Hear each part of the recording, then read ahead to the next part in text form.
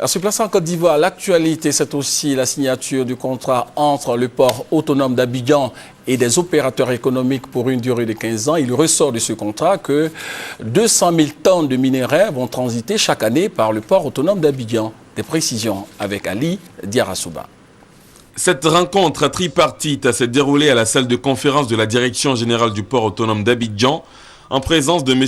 Iensié, directeur général du port d'Abidjan, de M. Ivo Petrov, directeur technique à Glencore, et M. Philippe de Van Miner, président de Sea Invest.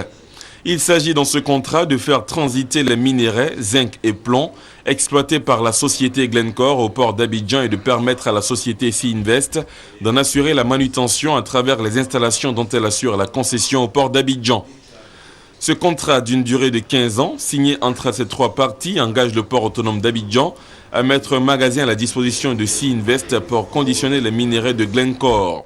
C'est environ 200 000 tonnes de minerais par an que Glencore fera transiter au port d'Abidjan.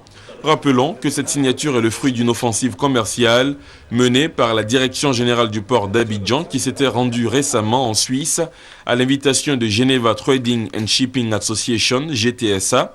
Cette invitation du GTSA s'inscrit dans le cadre de son traditionnel dîner annuel des hommes d'affaires, une véritable opportunité offerte de rencontrer autour d'une table à Genève tous les traders et autres opérateurs influents du monde des affaires.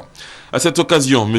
Iensié, qui en était l'invité d'honneur, avait échangé avec ses hôtes sur les grands projets de développement du port d'Abidjan. C'est à cette occasion que le portuaire ivoirien avait rencontré la société Glencore, qui est le premier trader de matières premières au monde et premier producteur de zinc en Afrique.